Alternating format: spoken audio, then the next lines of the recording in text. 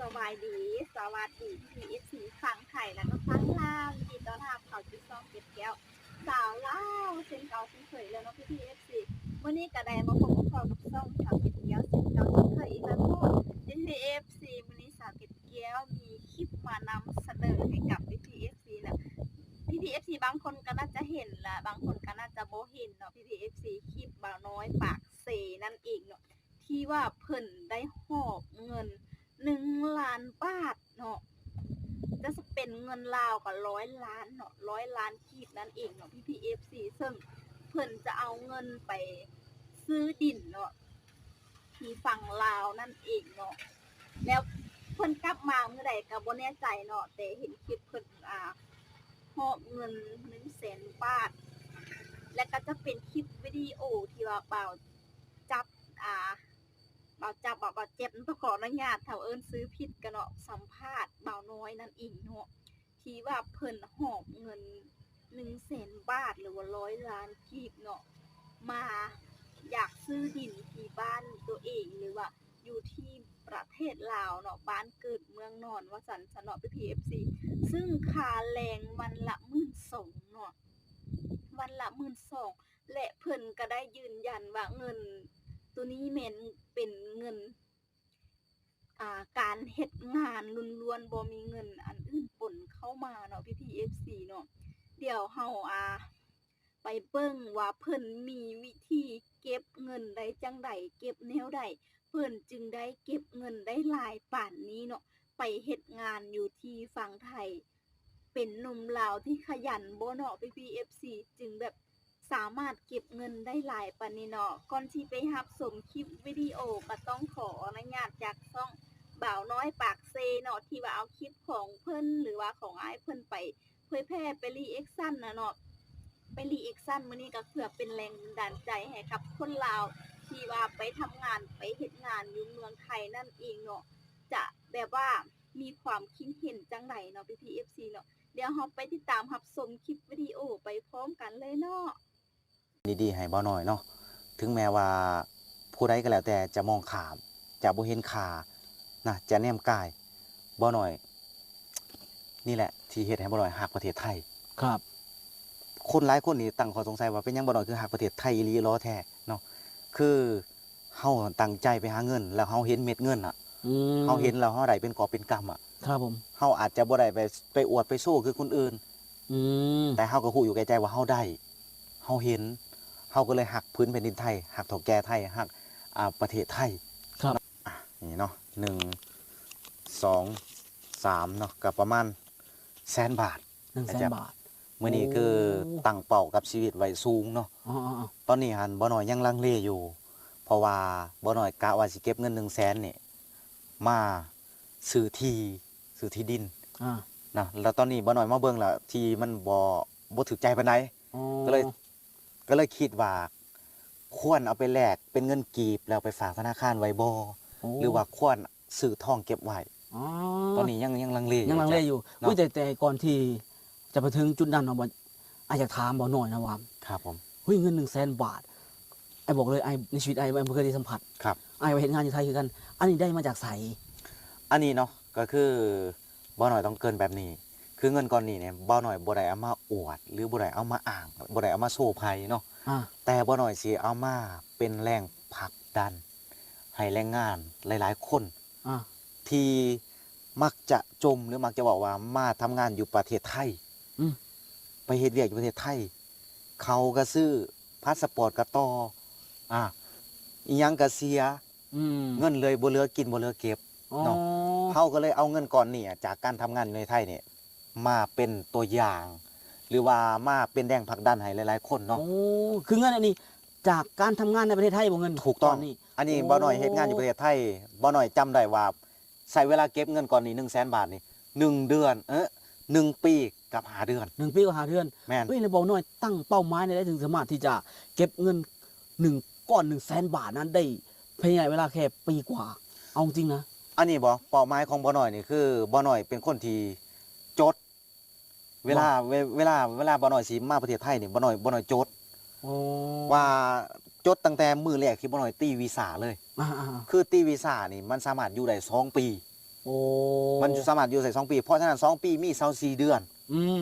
มี24 เดือนแล้ววันนี้ครับเฮาก็ต้องหักออกจากวีซ่าน่ะเดือนหนึง อืม เอาเงินเดือนหนึงไปเฮ็ดวีซ่าเหลือ23 เดือน อ่า วันนี้23 เดือนน่ะบ่น้อยพยายามเก็บให้มันได้เดือนละ 8,000 อ่ะ มันมีกินมีอยู่มีค่าห้องมีค่าแบบค่าพงสักพอก แม่ ค่าน อย่างหลายอย่างได้หมดเลย แต่ว่าเฮาต้องวางเป้าชัดเจนว่าเดือนหนึงเฮาต้องได้ 8,000 จะในกรณีหยังก็แล้วแต่บ่ว่าจะกรณีเจ็บไข้ได้ป่วยหรือว่ากรณีที่เฮากินเฮาเลียนเฮาเที่ยวหยังก็แล้วแต่ให้มันเหลืออยู่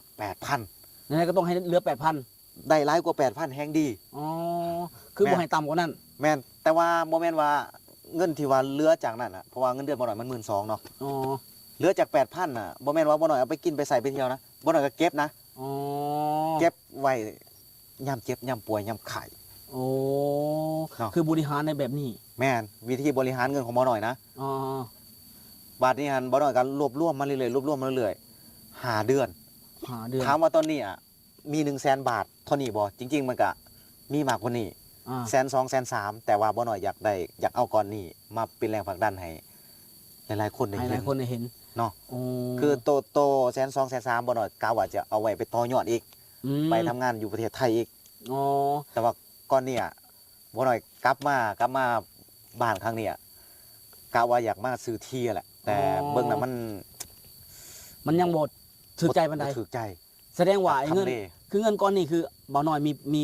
คิดในใจเลยว่าเฮ้ยพอได้เป็นก้อนแล้วเฮาต้องหาหยังก็แล้วแต่ที่มันจะเป็นทุนให้เฮาในวันข้างหน้า แม่ ที่ น จะต่อยอดในวันข้างหน้าแม่นบ่ แม่น แต่ตอนนี้คือยังลังเลระหว่างที่กับทองกับแลกเป็นเงินกีบไปฝากธนาคาร ครับผม ยังลังเลอยู่จุดนี้อยู่ ลังเล โอ้ เนาะ คือทุกคนมักจะมองข้ามนะ มองข้ามเงินเดือน 12,000 โอ้ เพราะว่าลงในแสงสีไง ลงในความสวยความงาม แน่นอนแน่นอน ของเสื้อผ้าบางคนนี่ iPhone 16 ออกมาก็อยากซื้อ iPhone 16 อืม iPhone 17 ออกมาก็อยากซื้อ iPhone 17 เพราะฉะนั้นมันเฮ็ดให้การเก็บเงินมันค่อนข้างจะยาก เนาะ คนเฮามันต้องนับหนึ่งก่อนนะจังมันสิมีสอง แน่นอน ถ้าเฮาบ่ฮู้จักนับหนึ่งจะบ่มีเงินเก็บ โอ้ จะบ่มีเงินเก็บ ทุกคนล้วนแต่บ่มีจักบาทเลยนะ โอ้ ก่อน แน่นอน ก่อน แน่นอ ที่ น จะไปเหยียบประเทศไทยนะ ติดลบนะสำหรับ ติดลบ สำหรับมันจะติดลบนะ แม่น ตอน แต่ว่า จะไป ถ้าเฮารู้จักนับหนึ่งจะมีเงินเก็บเลย อืม บ่น้อยนั่นเงินก้อนแรกก็ 8,000 บาทนี่แหละ โอ้ ก้อนแรกที่บ่น้อยตัดสินใจเพราะว่าบ่น้อยคิดว่าเฮ้ยตอนนี้บ่น้อยก็อายุหลายแล้ว อืม เนาะเฮาต้องมีหยังเป็นของตัวเองเนาะเฮาต้องมีหยังเป็นสินเป็นอัน โอ้ ที่ผ่านมาถามว่าบ่น้อยเล่นเที่ยวบ่ก็บ่ได้เล่นบ่ได้เที่ยวเด้พี่น้องแต่อย่าลืมนะว่าบ่น้อยมีครอบมีครัว อื มีพ่อมีแม่ ที่ บ่น้อยก็ต้องเฮ็ดเทือนให้พ่อให้แม่ อืม ก็ต้องซัพพอร์ตช่วยเหลือทั้งครอบ แม่ คน รัว เฮ็ดห้องน้ำห้องในทุกอย่างแหละ แต่พอบ่น้อยอายุหลายแล้ว ป้าเป็นจังไหนแน่เนาะพี่น้องชาวลาวเฮาหลายๆคนเนาะเบิ่งเบาแบบเป็นตัวอย่างเนาะไปทำงานอยู่ที่ฝั่งไทยประเทศไทยโอ้โหได้เงินหลายขนาดนี้เลยเนาะ PPFC เบิ่งเอาเนาะเป็นตัวอย่างตัวแบบไปเฮ็ดงานอยู่ฝั่งไทย ถ้าคนใดที่ว่าบ่ลิ้นบ่กินบ่เที่ยวปานใดก็สามารถมีเงินเก็บได้หลายนั่นเองเนาะหรือว่าการดำรงชีวิตของเบาน้อยเนาะต้องเก็บให้ได้วันละ8,000เนาะ PPFC แล้วแบบมีเหตุจำเป็นหยังก็อย่าเฮาบ่โทษบ่ทั้งที่วันค่าแรงวันละ 12,000 12,000เงินเดือนเนาะ PPFC แต่ยังมีเงินเก็บขนาดนี้ป๊าดคือแบบเห็นแล้วก็ดีใจแถมดีใจกับหนุ่มลาวเนาะ PPFC ที่ว่าได้เงินหลายขนาดนี้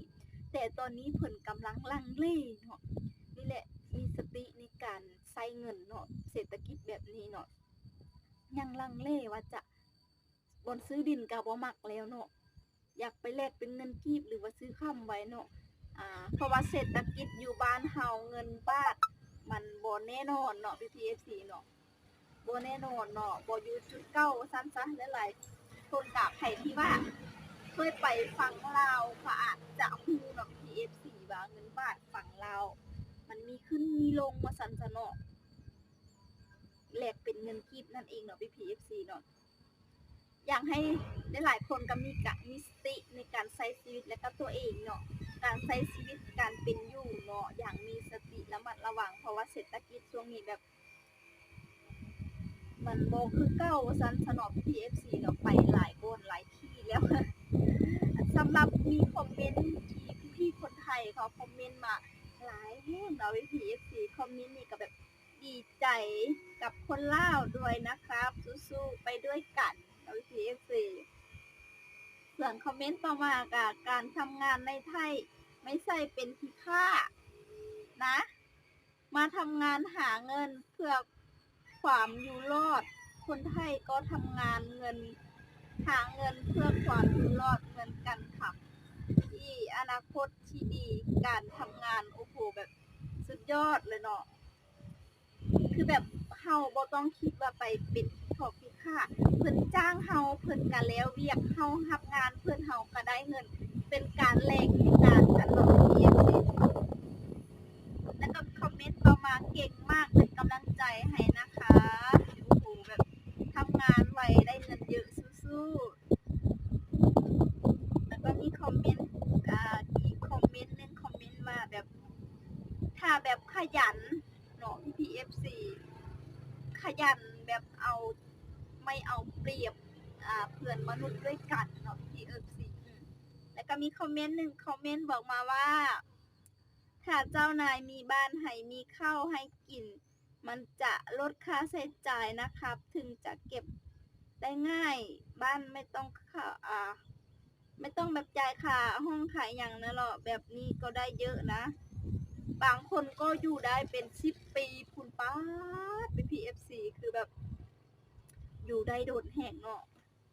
แล้วก็มีคอมเมนต์อีกคอมเมนต์มาว่า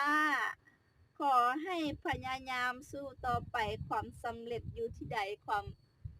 แบบเจริญอยู่ที่นั่นเนาะ PFC เนาะก็คงเข้าใจดีใจแทนที่ว่าบ่าวลาวไปทำงานอยู่ฝั่งไทย